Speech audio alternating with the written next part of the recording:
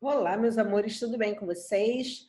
Vamos agora para a nossa aula de português de número 116, continuar aí com os exercícios de aplicação sobre o texto das formigas da aula passada, ok? Então peguem o livro 8 de vocês, abram na página 44, lápis e borracha e vamos lá.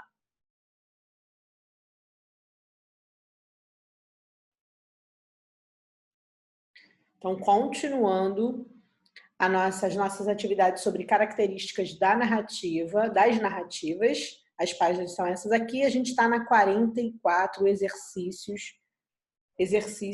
de aplicação. Então, vamos lá. Ative a memória. Após a leitura do texto A Vida Secreta das Formigas, se você quiser relembrar, pausa o vídeo, lê de novo, para poder fazer, se assim achar melhor, tá? Explique por que se considera secreta a vida das formigas. Por que a vida das formigas ela é secreta? A gente chama... Por que o texto chama a vida das formigas de secreta? Você tem alguma ideia? Na verdade, a gente não sabe os detalhes da vida da formiga. Inclusive, nesse filme que eu falei, Lucas, o Intruso no Formigueiro, é como se o Lucas estivesse ali para poder descobrir como é, né, essa vida aí que a gente não sabe, a gente não tem tanto conhecimento, porque é uma vida escondida. Então, provavelmente dá-se esse adjetivo, ou seja, secreta, a vida das formigas, pelo fato de não sabermos sobre os detalhes que são contados no texto. Como boa parte do trabalho delas ocorre dentro dos seus ninhos, não há como conhecermos exatamente a forma pela qual se organiza a vida delas, a não ser quem estuda isso, como os biólogos, né? Devem colocar câmeras lá dentro, ficar observando por muitos dias como acontece, né? Esse fato delas irem buscar os alimentos, voltarem, o que cada grupo faz, isso precisa de pesquisa, de observação, de muitos dias de estudo. E aí, para a gente, é algo secreto porque a gente não tem esse conhecimento, ok? Número 2, as formigas têm o hábito de trabalhar em equipe e para a equipe. Mas a forma como isso ocorre varia conforme a espécie, a gente viu no texto, né? Relacione as colunas de acordo com o que caracteriza a vida de cada uma das espécies de formiga descritas. Então, a gente tem primeiro tipo, primeira espécie, 1, formigas cortadeiras, 2, formiguinha da bromélia, 3, formigas de correição. A gente leu todas essas no texto, ok? Ai, apertei sem querer, gente. Então, vamos lá. Quando localiza um inseto vivo ou morto, a formiga leva-o para dentro do ninho. Mas se ele for muito grande, ela pede ajuda às demais para carregá-los. Isso está lá na parte da formiguinha da bromélia, que eu já acabei colocando aqui o 2. Tá? As formigas operárias cortam folhas e flores do lado de fora do ninho e levam os pedaços para dentro deles. Do lado de dentro, outras operárias cortam esses pedaços em pedaços ainda menores, que serão um alimento de todos. Vocês lembram qual é a espécie de formigas que faz isso? A própria formiga cortadeira, né? A 1 foi a primeira espécie que a gente leu e a gente leu que elas fazem isso aqui, né? Que são denominadas, inclusive, pode ser chamadas de formiga agricultoras, né? Porque se alimentam do alimento que produzem. E, então, fica aí a última para o 3, que são as formigas de correição, a rainha, seus ovos, as larvas e as pupas ficam dentro do ninho protegidos por uma parede viva de operárias. As formigas reúnem-se aos milhares, prendendo-se fortemente umas às outras com suas longas pernas. A gente leu na parte que fala das formigas de correição. Agora, na página 45, a gente tem aí o número 3, vocês já fizeram, né? Que foi após videoaula da aula passada. com a resposta pessoal e a gente vai logo para 4. As formigas cortadeiras se assemelham aos seres humanos por quê? Acabei falando, né, gente? Quem captou vai logo descobrir a resposta. Por que se assemelham com os seres humanos? Porque cortam e coletam pedaços de folhas e flores, fornecem alimento para toda a colônia, se alimentam com o que produzem, cultivam fungos no formigueiro ou são operários? Quais desses itens completa e traz a semelhança das formigas cortadeiras aos seres humanos? Letra C.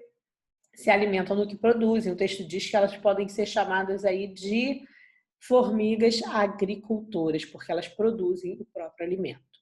Número 5. Releia o seguinte trecho. Na caatinga, as formigas transportam sementes de diversos tipos de arbustos para o ninho. Após se alimentarem da polpa, a semente totalmente limpa é colocada num solo muito fértil. Circule nessa passagem as palavras que indicam ações realizadas pelas formigas. Então, vamos lá. Na caatinga, as formigas transportam. Então, a primeira ação, transportar as sementes, né, dos arbustos para o ninho. Após se alimentarem, então, quem se alimenta? As formigas. Então, alimentarem. Se alimentarem, elas se alimentam, né, da polpa. A semente totalmente limpa é colocada num solo muito fértil. A gente pode pensar no colocada também, porque é uma ação feita pelas formigas. Elas se alimentam e elas colocam essa semente num solo muito fértil. Ok? 3 ações realizadas aí pelas formigas nesse trecho. 6, ainda na mesma página, gente, página 45. A respeito da passagem sobre as formigas taocas, o espaço narrativo, cenário, onde acontece o fato, destinado à rainha é... Qual é o cenário, o espaço destinado à rainha? Floresta? O topo do formigueiro? Dentro do ninho? Junto às sementes? Ou onde se caçam alimentos? Aonde fica a rainha? Lembra que ela fica dentro do ninho, protegida pelas formigas, né? Por outras formigas. Então, dentro do ninho é o local, o espaço separado aí, reservado para a rainha. Ficar bem protegida. Na página 46, a 7 vocês também já fizeram, né? Porque foi uma resposta pessoal, atividade pós-videoaula passada. E a gente vai para 8. Olha, a imagem ao lado simboliza uma atividade das formigas apresentada no texto que você leu. Qual é essa atividade? Aqui quem está fazendo é um ser humano, certo? Mas qual é a atividade? É a que a gente leu aqui ó, na página anterior, no exercício número 5, né? Que após elas se alimentarem, né, dos restos ali que ficam nas sementes, elas colocam as sementes, depois de limpas, num solo fértil. Lembram? A imagem dialoga com a seguinte passagem do texto. Não precisa escrever com essas palavras, tá, gente? Você pode dizer aqui, ó. Olha aqui, ó. Pode botar simboliza. A imagem ao lado simboliza a atividade das formigas. A imagem simboliza a seguinte atividade, a seguinte passagem do texto. Após se alimentarem da polpa, a semente totalmente limpa é colocada num solo muito fértil, a terra cheia de resíduos que as formigas retiraram do formigueiro. E também, e ali a semente germina, até aqui, né? Na passagem, as formigas atuam como agricultoras, plantando as árvores que lhes darão futuramente o próprio alimento. Então, que atividade é essa que se assemelha, que simboliza aqui?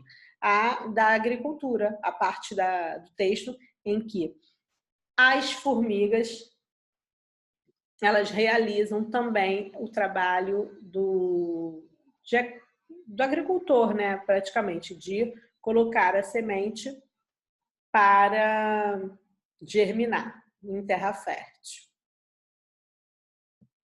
E número 9, na página 47, em relação ao texto A Vida Secreta das Formigas, o narrador é uma formiga cortadeira, por isso conhece tão bem os processos dentro do formigueiro.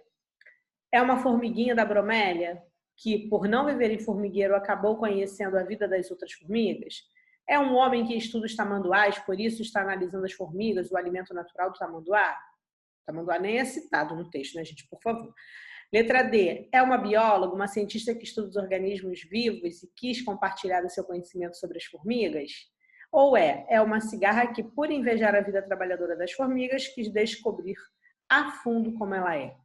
Letra D. Foi uma bióloga, né? Uma cientista que estuda aí a vida das formigas e dos organismos vivos. Número 10, ainda na página 47. Quais dessas imagens podem simbolizar o modo de vida cooperativo das formigas, de cooperação, de ajuda mútua? Esse primeiro, nem pensar. Esse aqui, a criança sozinha, sem ninguém para colaborar, para saber por que ele está triste, do que ele precisa, também não.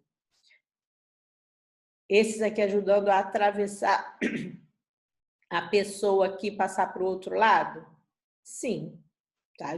De cooperação. Gente, está errado, né? As formigas se ajudando e a cooperação do papai com a criança. Então, todos que aqui simbolizam ajuda, cooperação, simbolizam o modo de vida das formigas, porque eles cuidam, né, uma das outras. Aqui, no caso, ó, elas fazem assim, essa corrente aqui para proteger a rainha. Lembra que está escrito isso no texto? Fazem essa corrente. Formam um ninho em forma de cacho, né? Interessante. E vocês vão ficar agora com as atividades pós-videoaula, com a atividade, na verdade, que é o exercício de aplicação Era Uma Vez.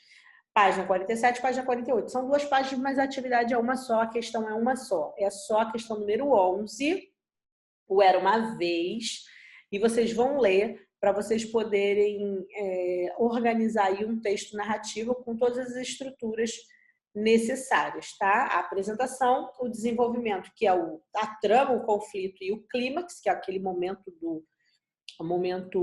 de revelar alguma coisa, né? Que deixa o leitor em expectativa, apreensivo, e no final, né, da história, o desfecho, como vai terminar essa história. Mas leiam direitinho para vocês saberem como fazer. Os exercícios propostos a gente faz na próxima videoaula, tá bom? Um beijo.